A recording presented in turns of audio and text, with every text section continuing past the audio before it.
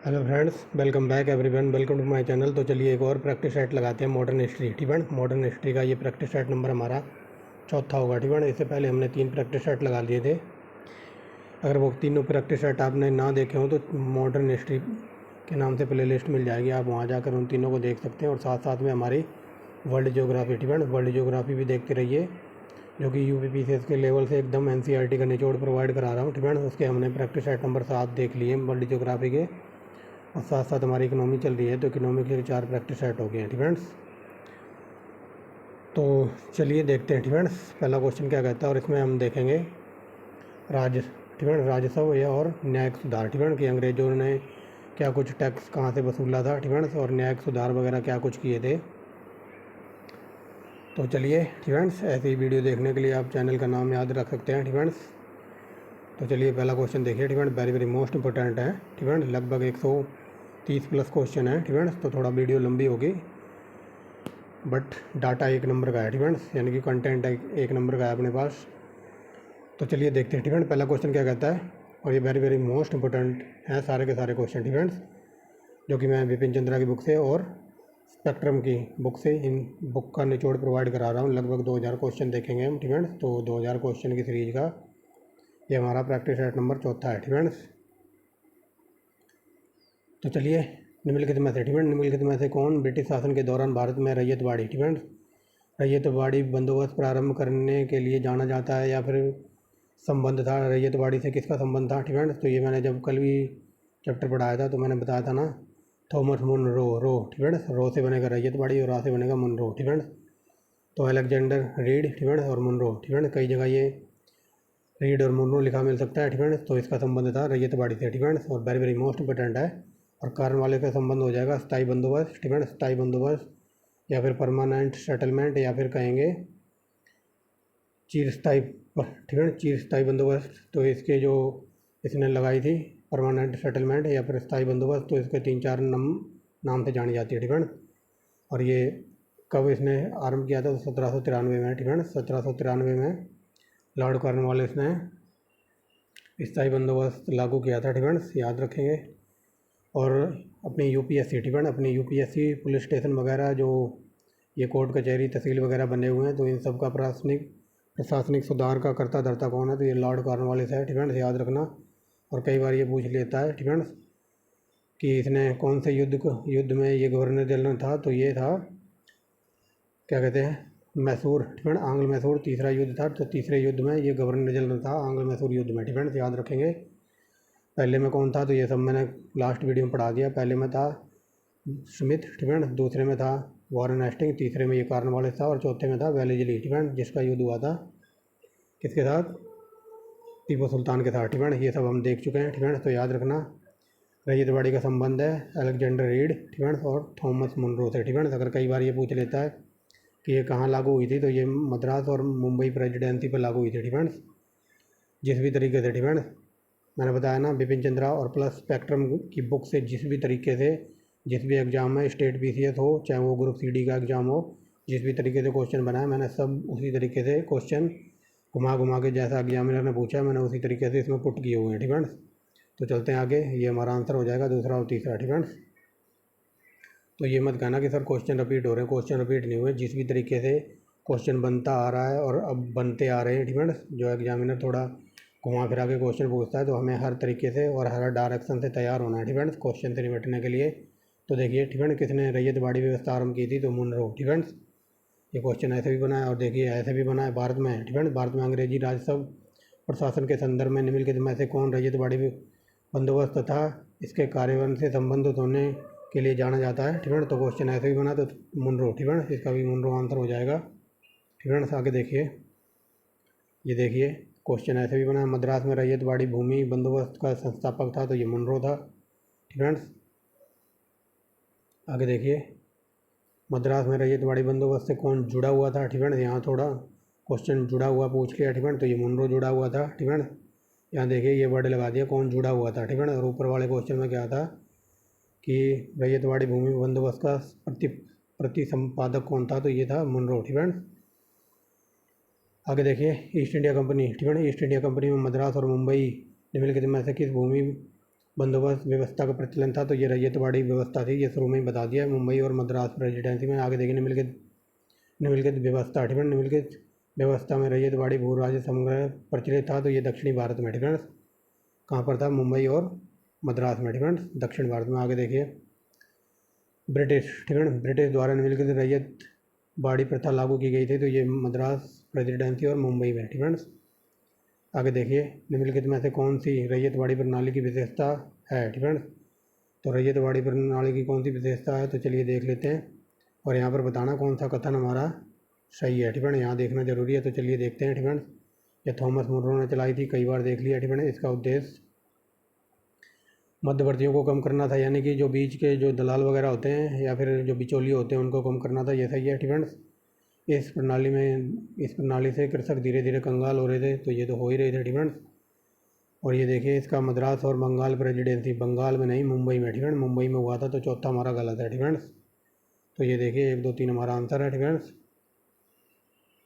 आगे देखिए महल। ठीक है, महलवाड़ी प्रथा में किसके साथ राजस्व का बंदोबस्त किया गया था, तो ये ग्राम समुदाय के साथ समग्र रूप में। ठीक है, मालवाड़ी प्रथा। ठीक है, तो किसके साथ इसका गठजोड़ हुआ था, तो ये ग्राम समुदाय के साथ समग्र रूप से। ठीक है, आगे देखिए पंजाब। ठीक है, ब्रिटिश पंजाब में कौन सी राजस्व व्यवस्था स्थापित की गई थी, ये महलवाड़ी। ठीक है, आगे देखिए महलवाड़ी प्रथा कहाँ लागू की गई थी, तो उत्तर प्रदेश और राजस्थान में भी थी ये। ठीक है, आगे देखिए निम्नलिखित में से कौन सा एक इंग्लिश ईस्ट इंडिया कंपनी के द्वारा लाई गई भू राजस्व नीति से संबंध रखता था, ये महलवाड़ी बंदोबस्त। ठीक है, ठीक है, यहाँ बात हो रही है भू राजस्व नीति की। ठीक है, तो ये पिट्स इंडिया एक्ट से कोई लेना देना नहीं है। रेगुलेटिंग एक्ट, साहिब संधि, ये सब हम पढ़ चुके हैं, तो हमारा आंसर है महलवाड़ी बंदोबस्त। ठीक है, आगे देखिए पट्टेदारी संबंध में निम्नलिखित में से कौन सा एक कथन सही नहीं है। ठीक है, तो पट्टेदारी के वगैरह में देखने कौन सा कथन सही नहीं है, तो देखिए ऑप्शन नंबर डी हो जाएगा। यहाँ पर रैयतवाड़ी व्यवस्था में व्यक्तिगत धारकों के पास भूमि स्थायी अधिकार होता था। ठीक है, भूमि स्थायी अधिकार होता था और वे भू राजस्व के भुगतान के लिए सीधे उत्तरदायी होने थे। ठीक है, तो यही गलत है। एक सेकंड। ठीक है, यहाँ पर क्या पूछ रहा है? यहाँ पूछ रहा है कौन सा सही नहीं है। ठीक है, तो सही नहीं है, तो हमारा सी सही नहीं है। ठीक है, मालवाड़ी व्यवस्था में कृषि भूमि सरकार की होती थी। ठीक है, तो ये ऐसा कुछ नहीं है, सरकार की होती तो सरकार फिर इसको पट्टे पर क्यों देती। ठीक है, तो ऑप्शन नंबर सी हमारा सही नहीं है, ये देख लीजिए। ठीक है, आगे देखिए रैयतवाड़ी बंदोबस्त। ठीक है, रैयतवाड़ी बंदोबस्त के संदर्भ में विचार कीजिए, यहाँ पर बताना कौन सा कथन सही है। ठीक है, तो चलिए देखते हैं। ठीक है, किसानों द्वारा लगान सीधे सरकार को दिया जाता है, ये सही है। सरकार रैयत को पट्टे पर देती थी, ये भी सही है। कर लगाने से पूर्व भूमि का। ठीक है, भूमि का मतलब मान लो ये खेत है, तो इस खेत का पूरा लंबाई, ठीक है, लेंथ ब्रेड्थ नापी जाती थी, इसका डायमेंशन वगैरह, यानी कि भूमि का पूरा सर्वेक्षण या फिर निरीक्षण किया जाता था, तो ये तीनों सही है, ऑप्शन नंबर सी। ठीक है, ये देख लीजिए। आगे देखिए स्वतंत्रता पूर्व भारत के संदर्भ में निम्नलिखित कथनों पर विचार कीजिए, यहाँ पर बताना कौन सा कथन सही है। ठीक है, तो ये देखिए सिविल प्रक्रिया सही था। ठीक है, या फिर कोड ऑफ सिविल प्रोसीजर, तो ये 1860 में लागू हुआ था। ठीक है, तो ये गलत है। अगर ये पूछ ले ये बना कब था, तो ये बना था 1900, क्या बोल रहा हूँ। ठीक है, तो ये पूछ ले कि ये बना कब था, तो ये बना था 1808 में। ठीक है, और यहाँ पूछा ये लागू कब हुआ था, तो ये 60+2 यानी कि 1862 में लागू हुआ था। ठीक है, याद रखेंगे।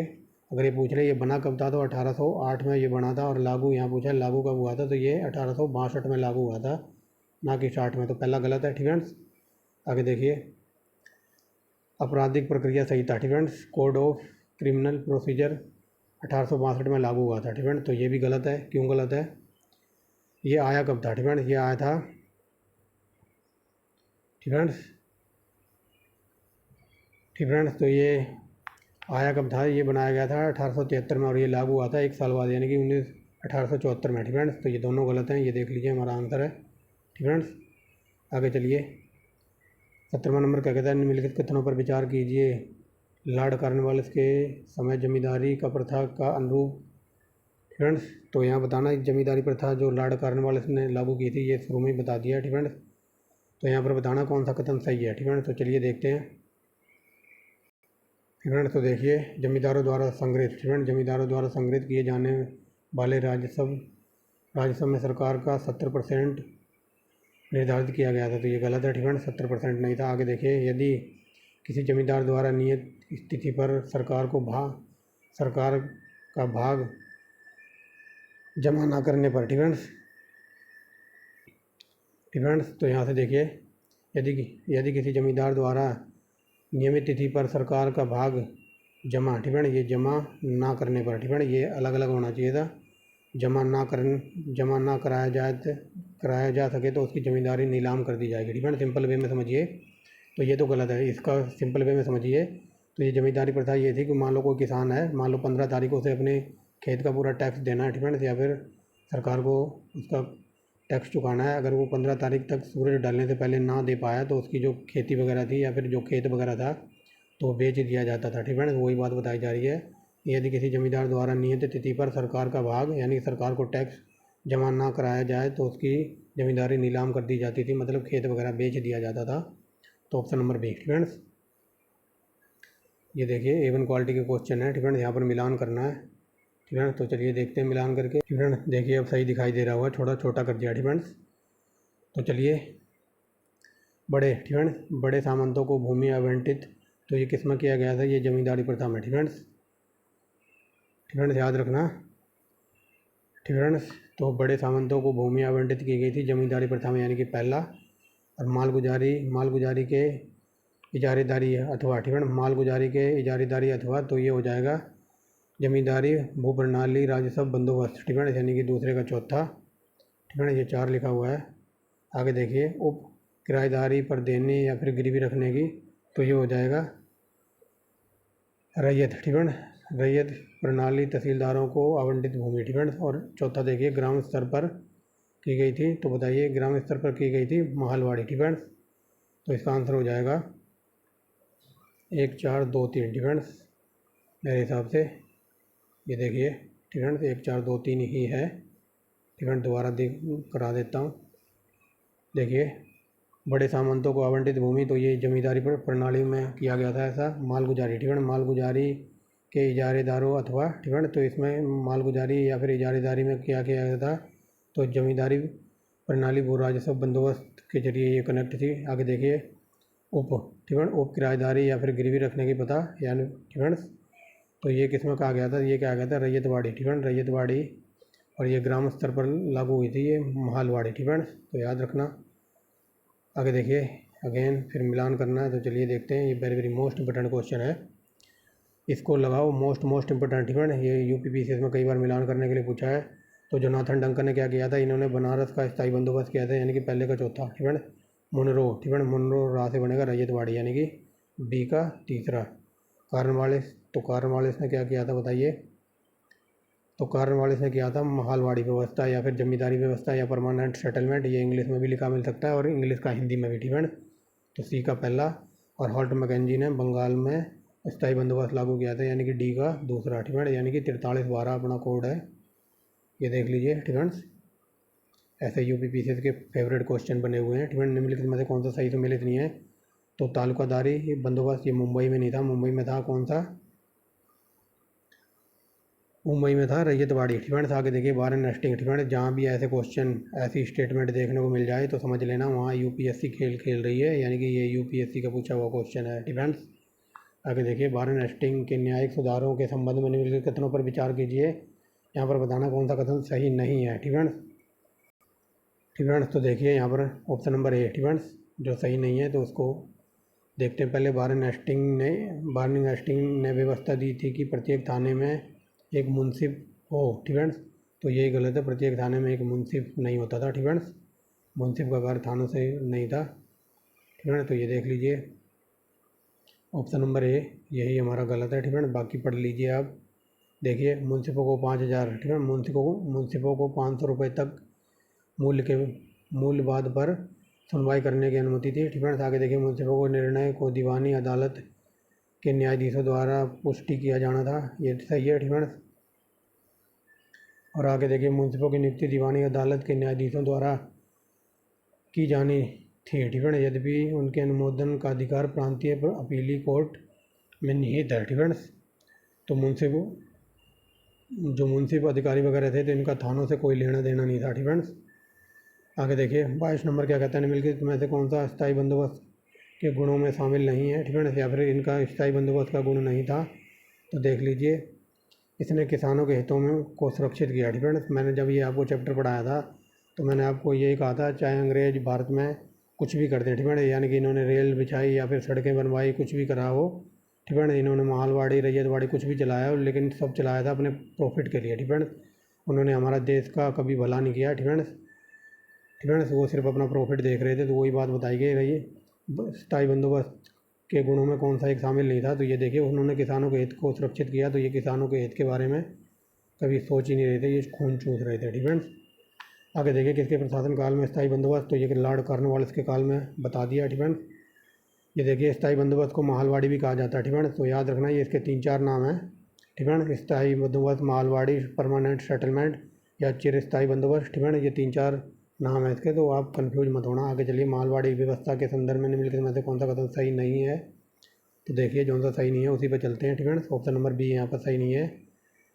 यह प्रत्येक ग्राम और महल जागीर पर अलग अलग लागू की गई थी। ठीक है, तो ये गलत है। ये प्रत्येक गांव और महल जागीर व्यवस्था पर एक ही साल लागू की गई थी, अलग अलग नहीं थी। ठीक है, मान लो गांव में आपका टैक्स का परसेंट है 20%। ठीक है, 20% है, और ये थोड़ी कोई शहरों में, ठीक है, शहरों में या महलवाड़ी में तो ये 35% हो जाएगा। सेम था, ठीक है, अलग अलग नहीं था। ठीक है, तो ये ऑप्शन नंबर यही सही नहीं है। ठीक है, बाकी आप देख लीजिए, यह अन्य दो, ठीक है, जो सही है उनको भी देख लेते हैं। यह अन्य दो व्यवस्थाओं के रूप में अपनाई गई थी। ठीक है, यह प्रत्येक गांव महल बाड़ी में अलग अलग रूप से लागू की थी। तो ये गलत है। ठीक है, यही हमें देखना था। आगे देखिए, सरकार ने इसमें प्रत्येक किसान के साथ व्यक्ति रूप अनुबंध नहीं करते थे हुए, ठीक है, अनुबंध नहीं करते हुए संपूर्ण समुदाय का साथ अनुबंध किया था। ठीक है, संपूर्ण समुदाय के साथ अनुबंध किया था, ना कि अलग अलग। ठीक है, यह गंगा घाटी, पंजाब और मध्य भारत के क्षेत्रों में लागू की गई थी। ठीक है, तो याद रखना, ये प्रत्येक गांव और महल जागीरदारी में अलग अलग लागू नहीं थी। ठीक है, आगे देखिए, नई, ठीक है, नई जमींदारी के बारे में निम्नलिखित में से कौन सा कथन सही नहीं है। तो ये देखिए, ऑप्शन नंबर बी, वह किसान को उत्पीड़ित करने के लिए स्वतंत्र थे। ठीक है, वह किसान को उत्पीड़ित करने के लिए स्वतंत्र थे। तो ये ऐसा कुछ नहीं था। ठीक है, आगे देखिए, भारत में स्थायी बंदोबस्त के विषय में निम्नलिखित में से कौन सा कथन सही नहीं है। तो ये देखिए, ऑप्शन नंबर हमारा सी आंसर हो जाएगा। जमींदारी केवल मालगुजारी के संग्राहक थे, परंतु भूमि के स्वामी नहीं थे। तो ये गलत है। ठीक फ्रेंड्स, जमींदार केवल मालगुजारी के संग्राहक नहीं थे, वो भूमि के स्वामी भी थे। ठीक है, तो यही हमारा गलत है। ठीक है, स्तंभरारी, ठीक है, तो ये स्तंभरारी परमानेंट सेटलमेंट, ठीक है, या माहलवाड़ी या फिर चिरस्थायी बंदोबस्त, तो ये सब लॉर्ड कॉर्नवालिस की दिमाग की उपज थी। और ये कितना परसेंट टैक्स लेता था, तो ये 1/11। ठीक है, आगे देखिए, बंगाल तथा बिहार में स्थायी बंदोबस्त, तो ये कॉर्नवालिस ने लागू किया था। ठीक है, स्थायी बंदोबस्त किसके साथ किया गया था, तो ये जमींदारों के साथ किया गया था। ठीक है, और कई बार ये स्थायी बंदोबस्त की जगह इंग्लिश में परमानेंट सेटलमेंट लिखा मिल सकता है, या फिर हिंदी में भी। ठीक है, तो स्थायी बंदोबस्त या फिर परमानेंट सेटलमेंट बात एक ही है। तो ये जमींदारों के साथ किया गया था, कन्फ्यूज नहीं होना है। आगे देखिए, लॉर्ड कॉर्नवालिस ने निम्नलिखित में से सलाहकारों में से किसने स्थायी बंदोबस्त का प्रस्ताव का विरोध किया था। ग्रांट, जेम्स ग्रांट ने, जो लॉर्ड कॉर्नवालिस की स्थायी बंदोबस्त था तो इसका विरोध कर रहा था, मतलब ये मना कर रहा था। ठीक है, आगे देखिए, निम्नलिखित बंदोबस्त में से किसने जमींदारी भू राजस्व संग्रह कराने के मध्य व्यक्ति के रूप में था। तो ये था स्थायी बंदोबस्त। ठीक है, दोबारा देख लीजिए, निम्नलिखित बंदोबस्ती में से किससे, ठीक है, किससे भू राजस्व संग्रह कराने के मध्यस्थ व्यक्ति के रूप में था। तो ये स्थायी बंदोबस्त। ठीक है, आगे देखिए, स्थायी भूमि व्यवस्था के बारे में, ठीक है, CR दत्त का क्या विचार था। तो उन्होंने इसको एक पूर्ण समर्थन दिया था। ठीक है, जो स्थायी बंदोबस्त था तो CR दास ने उनको पूरा फुल सपोर्ट किया था। ठीक है, आगे देखिए, बंगाल में स्थायी बंदोबस्त का विचार सर्वप्रथम किसने प्रस्तुत किया था। तो ये फिलिप्स फ्रांसिस ने। ठीक है, आगे देखिए, स्थायी भूमि, ठीक है, स्थायी भूमि वन व्यवस्था किन क्षेत्रों पर लागू की गई थी। तो ये बंगाल सूबा और बनारस की जमींदारी में। ठीक है, आगे देखिए, बंगाल और बिहार में स्थायी बंदोबस्त लागू करने का श्रेय तो ये लॉर्ड कॉर्नवालिस ने लागू की थी। ठीक है, आगे देखिए, जैसे भी क्वेश्चन बना है मैंने उसी तरीके से टाइप किया है। ठीक है, आगे देखिए, स्थायी बंदोबस्त एक प्रकार का है। तो ईस्ट इंडिया कंपनी के लिए जमींदारों द्वारा भूमि कर की वसूली। डिफेंस स्थायी बंदोबस्त में क्या होता था, तो जमींदारी के द्वारा भूमि पर कर की वसूली होती थी। आगे देखिए, ये परमानेंट सेटलमेंट यानी कि स्थायी बंदोबस्त को यहाँ लिख दिया है चिर स्थायी बंदोबस्त। डिफेंस तो चिर स्थायी बंदोबस्त 1793 के अंतर्गत अपेक्षा की गई थी कि वे खेतीहारों को पट्टा जारी करेंगे, लेकिन अनेक खेतीहार पट्टा जारी नहीं किए। क्यों? क्योंकि इस पर सरकार का कोई नियंत्रण नहीं था, इसीलिए वो टैक्स में से भी टैक्स चुरा रहे थे। डिफेंस याद रखना। डिफेंस आगे देखते हैं बिहार में परमानेंट सेटलमेंट लागू किसने किया था, लागू करने का क्या कारण था, तो ये हो जाएगा ऑप्शन नंबर बी, जमींदारों के लिए जमीन पर वंशानुगत अधिकार को स्वेच्छा से हस्तांतरित करने का अधिकार। डिफेंस तो ये हो जाएगा ऑप्शन नंबर बी। यहाँ देख लीजिए परमानेंट सेटलमेंट लिखा हुआ है हिंदी में। डिफेंस तो भूलना नहीं, ये सब वही है। डिफेंस आगे चलिए। डिफेंस आगे देखिए क्या कहता है यहाँ पर, सही क्रम में इनको सजाना। तो चलिए देखते हैं। बंगाल का विभाजन सबसे लास्ट में हुआ था, यानी कि 4 सबसे लास्ट में आएगा। उसके बाद देखिए उसके बाद हुई थी डिफेंस, उसके बाद हुई थी हड़प नीति का सिद्धांत। डिफेंस यानी कि 2, और फिर आएगा सबसे पहले क्या हुआ था, स्थायी बंदोबस्त 1793 में यानी कि 1, और फिर आएगा सहायक संधि यानी कि 3, यानी कि 13-24 है क्या कहीं, ये ऑप्शन नंबर ए। डिफेंस दोबारा देख लीजिए, सबसे पहले आएगा स्थायी बंदोबस्त 1793 लॉर्ड कॉर्नवालिस, फिर आएगा सहायक संधि। डिफेंस ये 1799 में हुई थी। डिफेंस बेलेजली ने स्टार्ट की थी। आगे देखिए हड़प नीति लेके आया था ये झंडूबाम 48 में, 1848 में। कौन? डलहौजी। डिफेंस और बंगाल का विभाजन लॉर्ड कर्जन 1905। डिफेंस आगे देखिए चिरस्थाई। डिफेंस चिरस्थाई बंदोबस्त या फिर स्तंभरारी बंदोबस्त, ये सब एक ही नाम है। डिफेंस घबराना नहीं है, कई बार बता दिया। डिफेंस चिरस्थाई बंदोबस्त स्तंभरारी बंदोबस्त के अंतर्गत प्रदेशों में बहुत ही कम विस्तारित किया गया था। क्यों किया गया था, तो ये उपरोक्त सभी। डिफेंस ये तीनों सही हैं। चलिए पढ़ते हैं। डिफेंस इसके एक प्रमुख कारण थे,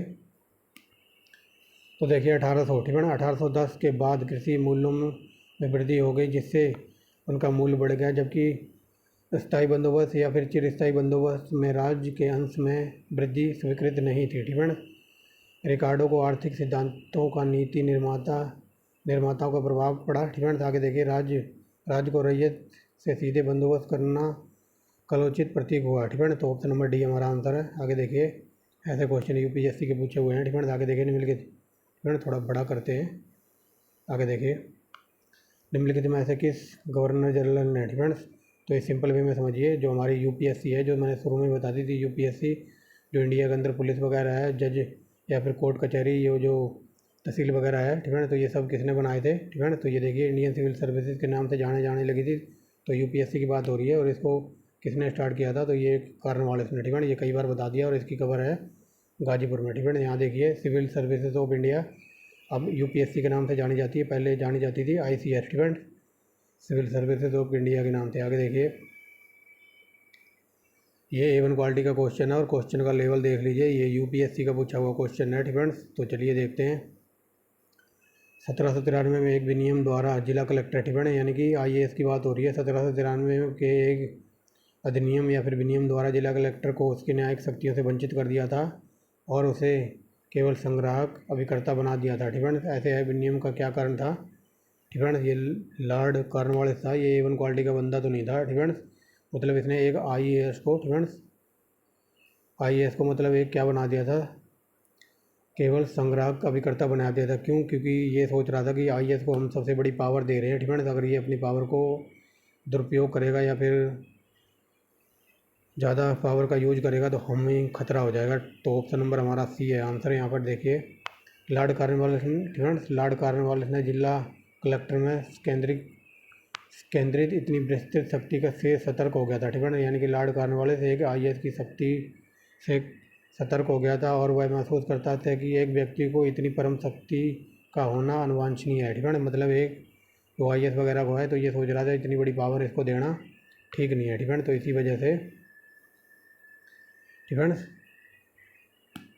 इसी वजह से ये अधिनियम वगैरह बनाया गया था। इसने अपने आईएएस की पावर कम कर दी थी। डिफेंस तो ये देख लीजिए ऑप्शन नंबर सी हमारा आंसर है। डिफेंस आगे देखिए ब्रिटिश ईस्ट इंडिया कंपनी के सेवकों में कार्यकारी तथा न्यायिक अधिकार सर्वप्रथम किसके समय अलग अलग किए गए? तो लॉर्ड कॉर्नवालिस। लॉर्ड कॉर्नवालिस था जो कंपनी के, जो ब्रिटिश ईस्ट इंडिया कंपनी के जो कारीगर वगैरह थे, ठीक है ना, तो वो मतलब घूस वगैरह लेते थे, नजराना लेते थे लोगों से, ठीक है, और वो भारतीय लोगों को, जो भारत का माल था तो उनको बेचते थे, उनको भारतीय लोगों को अपने माल को सस्ता बेचने पर और अंग्रेजी माल को महंगा खरीदने के लिए मजबूर वगैरह करते थे, और ये घूस वगैरह भी लेते थे। तो इसलिए लॉर्ड कॉर्नवालिस ने ये सोचा कि ये जब तक सही रास्ते पर नहीं आएंगे तब तक कोई कानून व्यवस्था नहीं बनेगी, ठीक है। तो इनको सही करने के लिए लॉर्ड कॉर्नवालिस ने कानून व्यवस्था को बहाल किया, ठीक है, और कड़े प्रतिबंध लगाए इसने कि कोई चोरी वगैरह नहीं करेगा, ठीक है। आगे देखने मिल गए, तो ऐसे कौन लॉर्ड कॉर्नवालिस के न्याय संबंधित सुधारों में उसका सलाहकार था? तो ये था विलियम जोन्स, ठीक है। आगे देखने मिल गए, में कौन कानून के तहत कानून एवं रासायनिक शक्तियों का प्रतिकरण का कारण था? तो ये कॉर्नवालिस, ठीक है। ये मैंने बता दिया, इसने कानून और जो न्याय वगैरह था तो इसको अलग अलग कर दिया था, ठीक है, क्योंकि इसके जो ईस्ट इंडिया कंपनी के बंदे थे वो काफ़ी खतरनाक थे, घूस वगैरह लेते थे। आगे देखिए, भारत में न्यायिक संगठन की स्थापना तो लॉर्ड कॉर्नवालिस ने की, ये मैंने बता दिया। जितने भी कोर्ट कचहरी हैं ये सब इसी ने बनवाए थे। आगे देखिए, लॉर्ड कॉर्नवालिस, ठीक है, 1793 में लॉर्ड कॉर्नवालिस ने भू व्यवस्था प्रणाली लागू होने के बाद कानूनी विवादों की प्रवृत्ति में बढ़ोतरी देखी गई। निम्नलिखित प्रावधानों में से किस एक को समानता इसके कारक से जोड़ के देखा जाता है? तो चलिए देखते हैं। तो ये हो जाएगा ये तीनों, ठीक है। तो देखिए, इनमें से कौन से कारकों को जोड़ के देखा जा रहा था? तो ये देखिए, रैयत की तुलना में जमींदारी की स्थिति को अधिक सख्त बना दिया था इसने। ईस्ट इंडिया कंपनी के जमींदारों को अधिपति बनाना, ठीक है। न्यायिक पद्धति को अधिक कार्यकुशल बनाना, ठीक है, जो मैं बोल के बता रहा हूँ। इसने मतलब न्याय पद्धति को अलग अलग क्षेत्र में अलग अलग कानून बनाए थे और उनको सख्त कड़े कानून लागू करने के लिए आदेश दिया था, ठीक है। तो ये हो जाएगा ऑप्शन नंबर डी, ये तीनों कारक थे, ठीक है। आगे देखिए, किसकी अध्यक्षता में, ठीक है, किसकी अध्यक्षता में प्रथम न्यायिक योजना बनी, ठीक है। किसकी अध्यक्षता में प्रथम न्यायिक योजना बनी, जिसके अंतर्गत बिहार, बंगाल, उड़ीसा के जिलों को बांटा गया था तथा प्रत्येक जिले में एक कलेक्टर, ठीक है, कलेक्टर नियुक्त किया गया था, या प्रत्येक जिले को एक कलेक्टर के अंडर रखा गया था। ये वारेन हेस्टिंग के कार्यकाल में एक न्यायिक योजना बनी थी, और जिसमें बंगाल, बिहार को अलग अलग बांट दिया था और हर जिले में एक IAS को तैनात कर दिया था।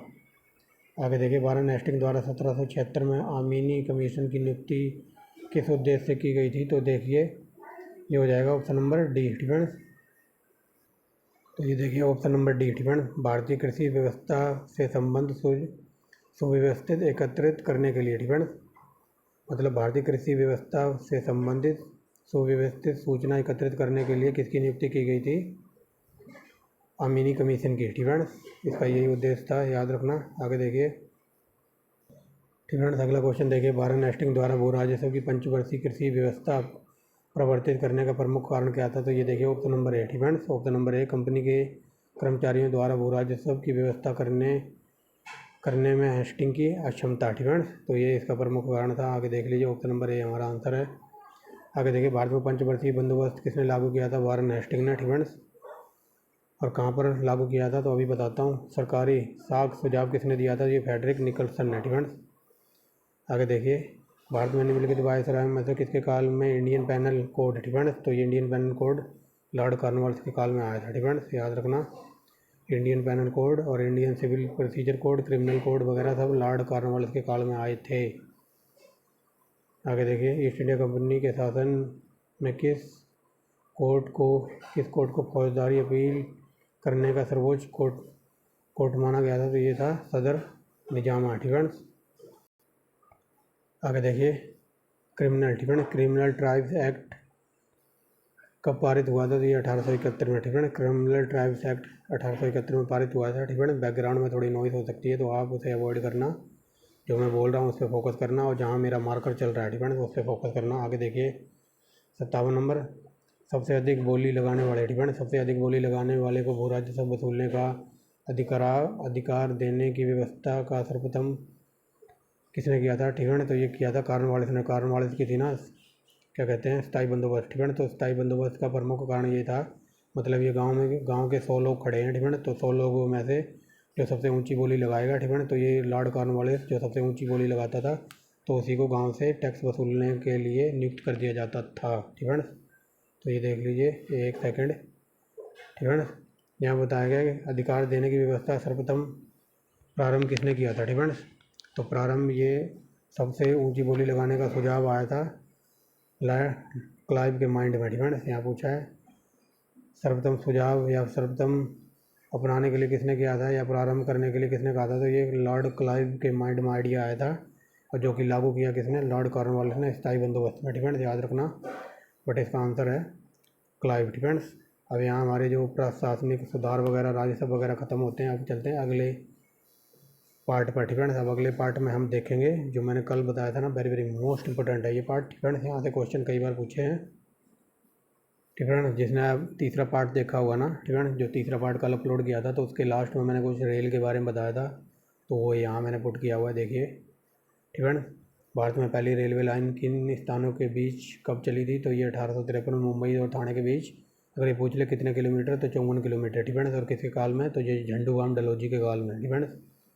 आगे देखिए, भारत में रेलवे लाइन का निर्माण तो ये मुंबई और ठाणे के बीच हुआ था। ठीक है ना। आगे देखिए, भारत में पहला रेलवे माल कहाँ से कहाँ तक। ठीक है ना। तो ये मुंबई से ठाणे के बीच खोला गया था। ठीक है ना। यहाँ पर रेल चलाई गई थी। और ये फालतू क्वेश्चन है ग्रुप सी और डी के। ठीक है ना। आगे देखिए, किस कंपनी ने, ठीक है ना, किस कंपनी ने सर्वप्रथम भारत में रेल व्यवस्था आरंभ की थी। तो ये मैंने कल एक्स्ट्रा फैक्ट में बताया था, ग्रेट इंडियन पेंसिल्वेनिया रेलवे। ठीक है ना। और ये एक प्राइवेट कंपनी थी। इसको इंग्लैंड वालों ने भेजा गया था कि तुम इंडिया में रेलवे ट्रैक वगैरह बिछाओ। ठीक है ना। अगर ये पूछ ले सबसे पहले रेलवे ट्रैक कहाँ बिछाए गए थे, तो सबसे पहले बंगाल में। ठीक है ना।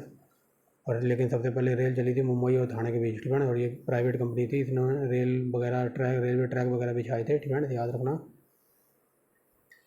भारत में, ठीक है ना, भारत में सर्वाधिक पूंजी निवेश किस क्षेत्र में हुआ था। तो ये रेलवे, बैंकिंग और बीमा जहाजरानी के क्षेत्र में। ठीक है ना। सबसे ज़्यादा भीड़ इंग्लैंड वालों का पैसा लगा हुआ था रेलवे, बैंकिंग और फिर जहाजरानी वगैरह। ठीक है ना। यानी कि बंदरगाहों पे जो माल वगैरह आता था उस पर। ठीक है ना। आगे देखिए, ठीक है ना। आगे देखिए, ब्रिटिश। ठीक है ना। ब्रिटिश भारत में रेलवे की उपयोगिता पर किसने कहा था कि ब्रिटिश भारत में रेलवे की कोई उपयोगिता नहीं है। ठीक है ना। यह है दूसरों की पत्नी को कलंकित करने जैसा है। तो ऐसा कह सकता था कौन, तो ऐसा कहा था बीजीटी। ठीक है ना। बाल गंगाधर तिलक ने कहा था कि भारत में रेलवे, जो इंडियन रेलवे है, ठीक है ना, तो वो कोई उपयोग नहीं है हमारे लिए। ठीक है ना।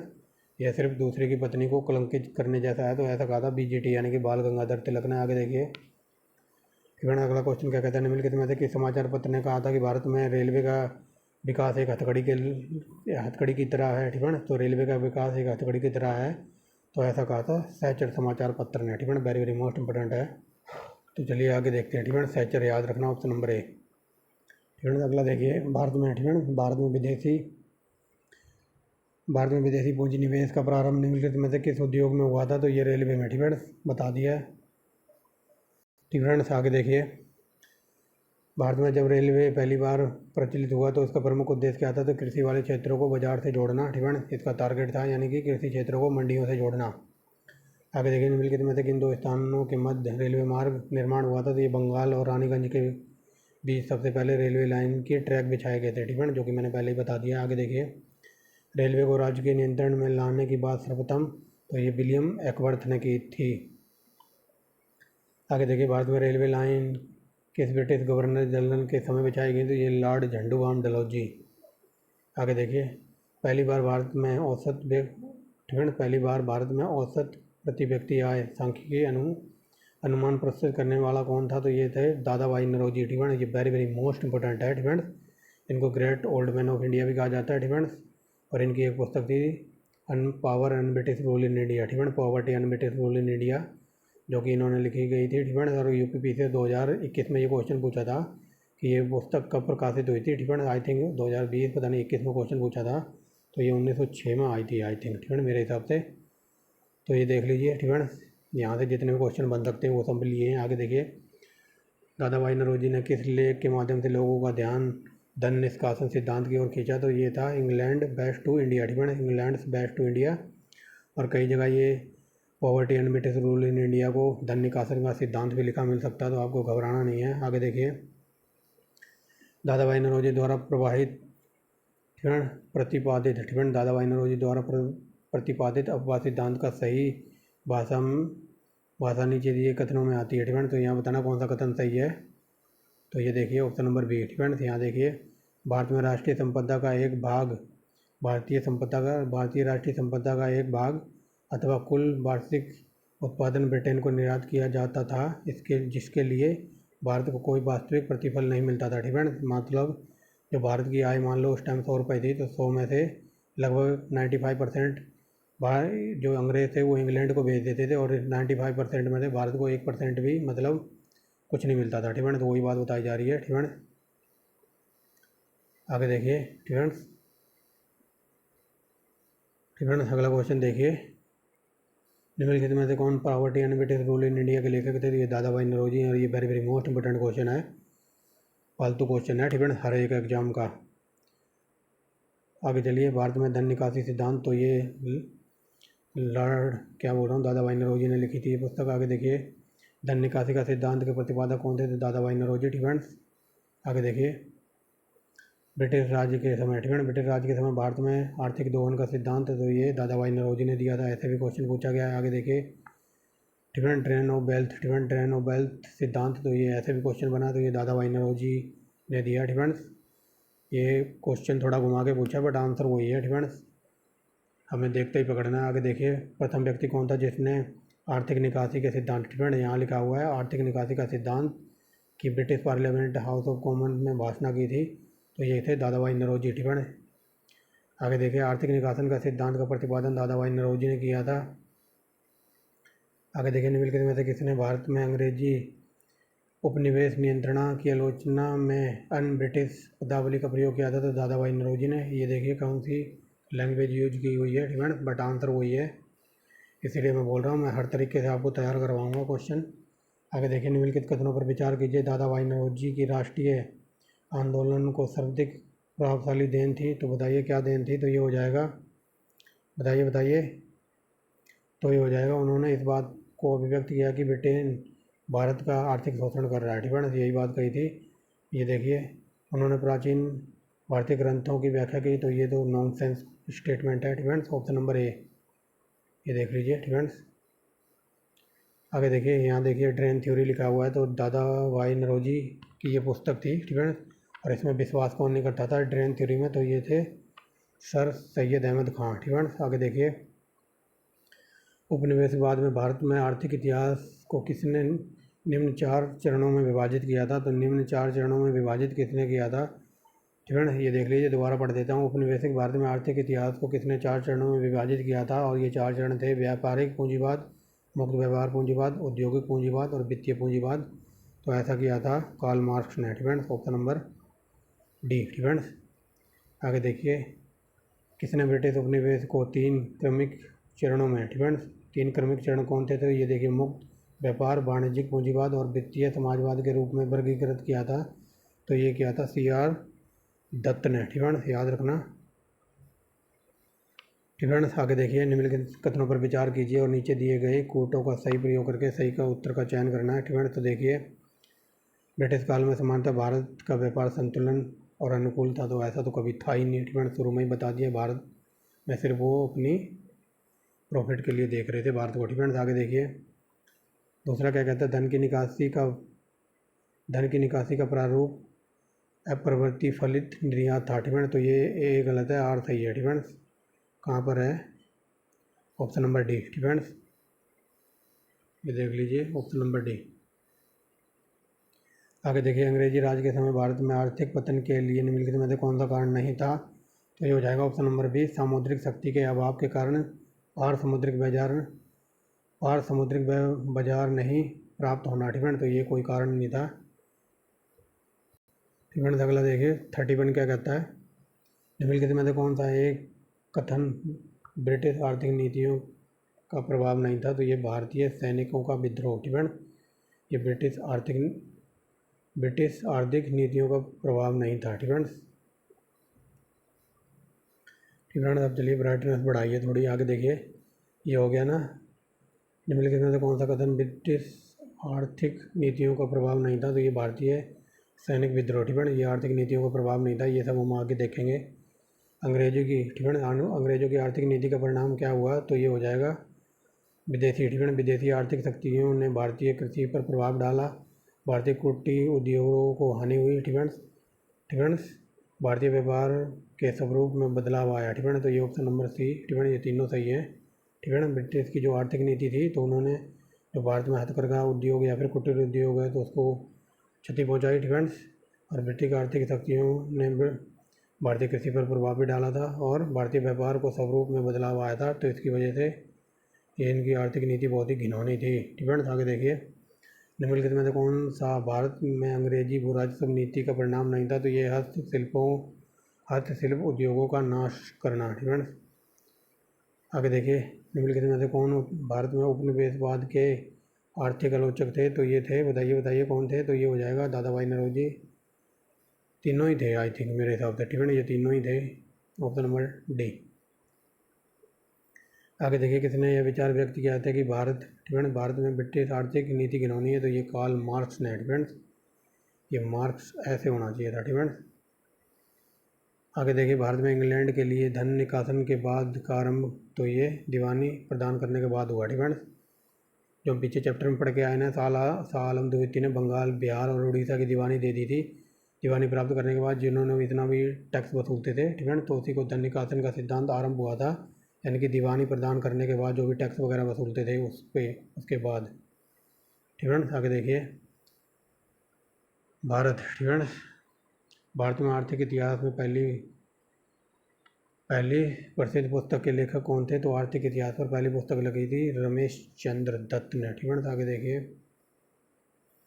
भारत में उपनिवेशी काल में हिटले आयोग का उद्देश्य क्या था? तो बताइए, हिटले आयोग किससे संबंधित था? तो ये श्रमिकों की मौजूदा परिस्थितियों पर सिफारिश करने के लिए प्रस्तुत किया गया था ठीक है। सीधा ये फैक्ट के रूप में पूछा जाता है, हिटले आयोग किससे बिलोंग करता है? तो ये मजदूरों की भलाई के लिए कुछ बनाया गया था इन्होंने, बट हुआ कुछ नहीं था ठीक है। आगे देखिए, हिटले कमीशन ठीक है, ये क्वेश्चन कई बार पूछा है यूपीपीएससी में, तो ये श्रम से विभाजित है मजदूरों के लिए ठीक है। आगे देखिए, भारतीय दुर्भिक्ष ठीक है, भारतीय दुर्भिक्ष संहिता ठीक है, भारतीय दुर्भिक्ष संहिता 1883 का निर्माण निम्नलिखित में से किस आयोग द्वारा हुआ था? तो ये हुआ था स्ट्रेची आयोग ठीक है, ऑप्शन नंबर सी। आगे देखिए, भारतीय शासन के दौरान, क्या बोल रहा हूँ, ब्रिटिश शासन के दौरान भारत में उद्योगों का स्वतंत्र विकास नहीं हुआ था, इसका क्या कारण था? तो ये हो जाएगा भारी उद्योगों का अभाव था यहाँ पर ठीक है। देख लो, अंग्रेज इतने चालू थे, जो हमारा उद्योग वगैरह था उसी को यूज करते थे, और हमारे जो टैक्स वगैरह इकट्ठा होता था तो उसी से हमारे देश का माल खरीदते थे और इंग्लैंड में जाके हाई रेट पर बेचते थे। लेकिन जो हमारे भारतीय थे वो अपने जो हाथों से माल तैयार करते थे डिफेंस, तो इंग्लैंड वाले इतने चालू थे, यानी कि अंग्रेज इतने चालू थे, जो हमारा माल इंग्लैंड में जाता था तो वहाँ पर जो प्रवेश कर ठीक है ना, जो इनकम टैक्स वगैरह लगता था, इनकम टैक्स नहीं क्या कहते हैं, एक्साइज ड्यूटी वगैरह जो लगती थी ठीक है, जो प्रवेश करने पर लगती है, तो वो काफ़ी हाई थी, जिस वजह से हमारा माल वहाँ पर बहुत ही कम रेट में बिकता था या फिर वहाँ तक पहुँच ही नहीं पाता था ठीक है। तो यहाँ पर इन्होंने भारी उद्योगों का अभाव था ठीक है, इन्होंने कोई भारी उद्योग वगैरह भी नहीं लगाया, मतलब हमारा हर तरीके से नाश ही करते रहे। आगे देखिए, 18वीं सदी में बंगाल में ठीक है, 18वीं सदी में बंगाल में वस्त्र ठीक है, बंगाल में ये वस्त्र लिखा हुआ है यहाँ पर ठीक है, बंगाल में वस्त्र उद्योग के पतन का क्या कारण था या फिर क्या उत्तरदायी कारण था? तो ये थे ब्रिटेन को निर्यात करने वाले माल पर उच्च टैक्स ठीक है, जो अभी मैंने बताया ना, जो अपना माल इंग्लैंड में जाता था तो वहाँ पर ये उच्च टैक्स लगा देते थे ठीक है, तो वहाँ तक हमारा माल पहुँच ही नहीं पाता था। ये देखिए, ब्रिटेन को निर्यात करने वाले माल पर उच्च तटकर ठीक है, उच्च तटकर जो भी बंदरगाह वगैरह पर तटकर वगैरह लगता है ठीक है, जो एक्साइज ड्यूटी वगैरह करते हैं ठीक है, वही एक्साइज ड्यूटी टैक्स वगैरह लगता था ठीक है। आगे देखिए, भारत में हथकरघा उद्योग पर अंग्रेजों द्वारा पहला गंभीर प्रभाव क्या था? तो ये बताइए। तो ये हो जाएगा ऑप्शन नंबर बी ठीक है, बुनकरों को निर्देशित मूल्य पर अपनी वस्तुओं को सस्ते के बेचने के लिए बाध्य करना ठीक है। जो मैंने बताया ना कि जो हमारे देश के जो बुनकर वगैरह या हथकरघा उद्योग से जुड़े हुए लोग थे तो वो अपनी वस्तुओं को तैयार करते थे, लेकिन अंग्रेज़ों का माल था ठीक है, तो अंग्रेज़ों का माल था तो अंग्रेज़ भारतीय को मजबूर करते थे कि तुम हमारा माल पूरे हाई रेट पे खरीदो, महंगाई पर ठीक है, और जो हमारे देश के बुनकर वगैरह थे तो वो अपना माल तैयार करते थे, तो अंग्रेज़ इनको डराते थे, धमकाते थे कि अपना माल सस्ते में बेच दो ठीक है। तो ये देख लीजिए, बुनकरों को निर्देशित मूल्य पर अपनी वस्तुओं को ठीक है निर्देशित मूल्य पर वस्तुओं को बेचने के लिए बाध्य करना, ठीक है, यानी कि कम मूल्य पर। ये वेरी वेरी मोस्ट इंपॉर्टेंट है। तो पहली कपड़ा मिल लगी थी मुंबई में 1854 में। आगे देखिए 1881 में फैक्ट्री एक्ट निम्नांकित दृष्टि से पारित किया गया था। तो ये किया गया था किसी भी फैक्ट्री में 7 वर्ष से कम आयु के बच्चों को नियोजन पर रोक लगाना। मतलब फैक्ट्री एक्ट आया था किस लिए, 7 वर्ष से कम अधिक, ठीक है, 7 वर्ष से मतलब कम आयु के जो बच्चे हैं तो उनको फैक्ट्री में काम करने पर प्रतिबंध लगाया गया था, ठीक है। मतलब जो 7 साल का था या फिर 8 साल का था तो उससे भी अंग्रेज काम करवाते थे। मतलब 7 साल का तो एक बच्चा ही होता है और उस बच्चे से भी 16 घंटे काम करवाते थे ये, ठीक है। और जब ये अधिनियम आया था 1881 में फैक्ट्री एक्ट, तो इसमें ये कहा गया है कि 7 साल से यानी कि 6 साल तक के बच्चे को, यानी कि 7 साल के कम उम्र के बच्चे को फैक्ट्री में नहीं लगाया जाएगा। आगे देखिए 1881 में प्रथम फैक्ट्री एक्ट अधिनियम मुख्यतः किससे संबंधित था, तो ये बाल मजदूरी से था। वेरी वेरी मोस्ट इंपॉर्टेंट, ठीक है। बाल श्रम वगैरह कौन से आर्टिकल में है, तो आर्टिकल 24, ठीक है, याद रखना। ये सब हम बाद में पढ़ेंगे। एक बार हमारी मॉडर्न हिस्ट्री तो कंप्लीट हो गई है, एंसेंट हिस्ट्री होगी, मॉडर्न हिस्ट्री, ठीक है, चल रही है, और मेडिवल हिस्ट्री कंप्लीट हो गई है। जो हमारा प्राइम टारगेट है वो हिस्ट्री को कंप्लीट करना है एकदम डीप में, ठीक है। उसके बाद एकदम फर गाड़ी चलेगी, ठीक है।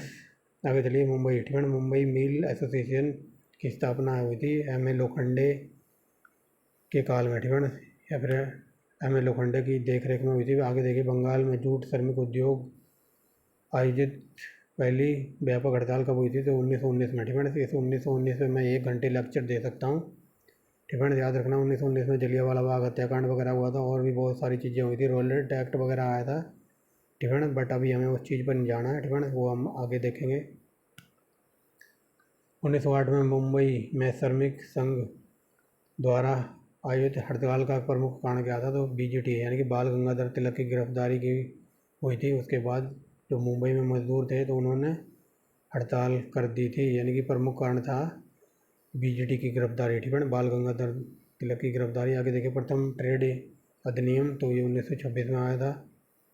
आगे देखिए निम्नलिखित में से कौन सा कथन सही नहीं है, तो ये ऑप्शन नंबर हो जाएगा सी। ब्रिटिश काल में भारत विनिर्मित माल का पूर्ति करता था, ठीक है, तो ये गलत है। आगे देखिए अंग्रेजी शासनकाल में भारत में कौन सा क्षेत्र अफीम, तो अफीम लेनी है तो बिहार जाना पड़ेगा, और चाय लेनी है तो असम जाना पड़ेगा, ठीक है। कपास लेना हो तो गुजरात जाना पड़ेगा, ठीक है। और सोरा और रेशम वगैरह लेना पड़ेगा तो जाना पड़ेगा पश्चिम बंगाल, ठीक है। बट यहाँ बात हुई है अफीम की, तो अफीम लेना है तो जाना पड़ेगा बिहार, ठीक है। बिहार में उगाया जाता था, लेकिन अगर ये पूछ ले कि कहाँ से ये निर्यात किया जाता था, ये पश्चिम बंगाल से निर्यात किया जाता था देशों को, ठीक है। आगे देखिए ये देखिए क्वेश्चन आ गया 18वीं शताब्दी के पूर्वार्ध में बंगाल से निर्यात होने वाली महत्वपूर्ण वस्तुएं क्या थी, तो बंगाल से हम दूसरे देशों को भेजते थे सोरा, कच्चा रेशम, चीनी और अफीम, ठीक है, याद रखना। अगर ये पूछ ले अफीम उगाया कहाँ जाता था तो फिर आएगा बिहार, ठीक है, बिहार। आगे देखिए 18, ठीक है, 18वीं शताब्दी में निम्नलिखित में से कौन तांबे और पीतल के उद्योग के लिए प्रसिद्ध थे, तो पूना, नासिक और बनारस, ठीक है, यहाँ पर तांबा उद्योग चलता था। आगे देखिए आरंभ में यूरोपीय व्यापारी, ठीक है, आरंभ में जो यूरोपीय व्यापारी आए थे तो हमारे देश में मसाले, ठीक है, मसाले लेने के लिए, ठीक है। याद रखना यूरोप के जो भी मतलब जो फॉरेन कंट्री के देश हैं, ठीक है, उनको मसालों की नॉलेज वगैरह नहीं थी, ठीक है। अब भी वहाँ मसाले बहुत कम खाए जाते हैं, तो मसाले वगैरह सब अपने देश की देन है, ठीक है, दुनिया को, वरना उनको तो टेस्ट का ही नहीं पता था, ठीक है। आगे देखिए उन्होंने, ठीक है, क्या बोल रहा हूँ, 19वीं शताब्दी में भारत सरकार की आय का प्रमुख साधन था तो ये भू राजस्व कर।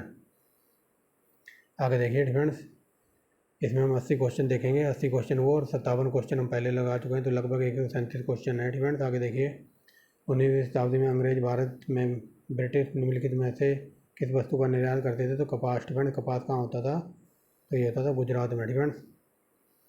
आगे देखिए 19वीं शताब्दी के अंत तक भारत में कौन सा प्रमुख उद्योग भारतीय पूंजीपतियों के हाथों में था, तो ये था सूती वस्त्र, ठीक है। ये वस्त्र लिखा हुआ है, ठीक है। हिंदी में टाइपिंग करना बहुत ही क्लिष्ट काम है, ठीक है। तो ये आधा ता वगैरह आधा शाह वगैरह तो ये बहुत ही ढूंढने से मिलता है, ठीक है। अगर किसी को ढूंढ लिया तो समझो वो कीबोर्ड का खिलाड़ी है, ठीक है। इसीलिए ये थोड़ा ऐसा टाइप हो जाता है, क्योंकि वस्त्र को हिंदी में ऐसे टाइप करना ये बहुत ही मतलब माउंटेन चढ़ने के बराबर है, ठीक है। तो ये सूती वस्त्र लिखा हुआ है, ठीक है, याद रखना।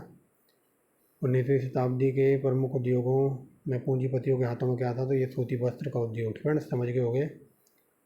आगे देखिए, अगर यहाँ समझ ना आया हो तो यहाँ देख लिया। 19वीं शताब्दी में प्रमुख उद्योग भारतीय के हाथों में था, ये सूती वस्त्र है। क्या बोल रहा हूँ, वस्त्र उद्योग। ठीक है, तो ये 19वीं शताब्दी में प्रमुख भारतीय पूंजीपतियों के हाथों में था, सूती वस्त्र उद्योग या फिर वस्त्र उद्योग। ठीक है, आगे देखिए। ठीक है, भारत में ब्रिटिश शासन के अंतर्गत ग्रामीण ऋणग्रस्तता क्रमिक वृद्धि का कारण क्या था, तो बताइए। जो भारतीय किसान थे वो ज़्यादा ऋण ले रहे थे, कर्जा ले रहे थे, तो वो उसकी वृद्धि होती जा रही थी। क्यों होती जा रही थी, भूमि। ठीक है, जो भूमि जोत का विखंडन था तो ये कर दिया था। कुटीर उद्योगों का पतन हो चुका था। सिंचाई व्यवस्था का विकास नहीं कर रहे थे अंग्रेज। ठीक है, ये कुछ नहीं कर रहे थे। ठीक है, जो मैंने आपको चैप्टर पढ़ाया था तो एक ही बात कही थी, ये अपनी फ़ायदा देख रहे थे। ठीक है, कुछ नहीं कर रहे थे। नकदी फसलों का प्रचलन। ठीक है, तो ये ऑप्शन नंबर 1 2 3 4। ठीक है, ये देख लीजिए, ये 1 2 3 4 चारों सही है। ठीक है, चारों सही है। यहाँ देख लीजिए, जो भारतीय ग्रामीण जो किसान वगैरह थे वो कर्जे के नीचे दबते ही जा रहे थे। मतलब कर्जा ले लेके उनमें वृद्धि करते जा रहे थे। कर्जा मतलब उन पर कर्जा चढ़ता ही जा रहा था। ठीक है, तो क्या कारण था, तो उनकी जोत भूमि विखंडन हो गया था। कुटीर उद्योगों को पतन कर दिया था। सिंचाई वगैरह का कोई साधन उपलब्ध नहीं करा रहे थे, एवन क्वालिटी का, और नकदी फसलों का प्रचलन। तो ऑप्शन नंबर डी। ठीक है, 1 2 3 4 चारों सही है। ठीक है, आगे देखिए। ठीक है, तो देखिए, बंगाल से अंग्रेज क्या क्या भेजते थे या निर्यात करते थे, चीनी, नमक और रेशम, उपरोक्त सभी। ठीक है, ऑप्शन नंबर डी। आगे देखिए, 17वीं शताब्दी में इंग्लिश ईस्ट इंडिया कंपनी के निर्यात व्यापार में कौन सी वस्तु प्रमुख थी, तो ये सूती वस्त्र। ठीक है, आगे देखिए। ब्रिटिश राज में भारत में भयानक गरीबी का प्रमुख कारण क्या था, तो ये हो जाएगा ऑप्शन नंबर बी, भारत में विदेशी पूंजी का लगना। ठीक है, जो भारत में लगभग विदेशी पूंजी ही सारी जगह लगी हुई थी। ठीक है, इसी वजह से प्रमुख गरीबी का कारण यही था। और जब लोगों का पैसा लगा होगा किसी बिजनेस पर, ठीक है, तो पैसे वाला तो भाई सिर्फ अपना प्रॉफिट देखता है। ठीक है, कि क्या हो रहा है क्या नहीं हो रहा है। ठीक है, भाड़ में जाए दुनिया, मेरा तो पैसा लगा हुआ है मेरे बिजनेस पे, तो मुझे तो प्रॉफिट देखना है। आगे देखिए, निम्नलिखित में से ब्रिटिश सरकार की नीतियों के फलस्वरूप भारतीय कृषक वर्ग की निर्धनता के प्रमुख कारण क्या था, तो ये देख लीजिए, ये हो जाएगा ऑप्शन नंबर डी। ठीक है, ब्रिटिश शासन का अधिक काल में कृषक वर्ग पर अधिक भूमि कर लगाना। ठीक है, मैंने आपको बताया ये कर लगाए जा रहे थे। ठीक है, और कर लगा कर किसान कर्ज ले लेकर डूबते जा रहे थे या दबते जा रहे थे कर्जे के तले। ठीक है, कर्जे के नीचे। डच व्यापारी निम्न में से क्या भारत से खरीदकर मसालों के बदले वेस्ट इंडीज को बेचा करते थे, तो ये डच व्यापारी बड़े चालू थे। ठीक है, ये हमारे देश से मसाला ले जाते थे और वेस्ट इंडीज को सूती वस्त्र बेचते थे। ठीक है, भारत से मसाले खरीदकर वेस्ट इंडीज को बेचा करते थे, तो ये सूती वस्त्र। आगे देखिए, 66 नंबर क्या कहता है, औपनिवेशिक अर्थव्यवस्था के बारे में निम्नलिखित में से कौन सा कथन सही नहीं है, तो ये देखिए ऑप्शन नंबर बी हमारा आंसर है। अबंधता से विदेशी क्या बोल रहा हूँ अब अबंधता से देसी पूंजीवाद को सक्रिय रूप में बढ़ावा मिला। ठीक है, तो ये सही नहीं है। अब बाकी क्या क्या सही है, तो ये देख लीजिए। ब्रिटिश की मौजूदगी में देसी पूंजीवाद का अवरोध हुआ, ये सही है। अवरोध आया, ये गलत है। ठीक है, ये पढ़ लिया हमने। आगे देखिए, पूर्वी भारत में सुवैध सामूहिक एकाधिकार सबसे पहले आया था तथा सबसे सुदृढ़ बनाया गया। ठीक है,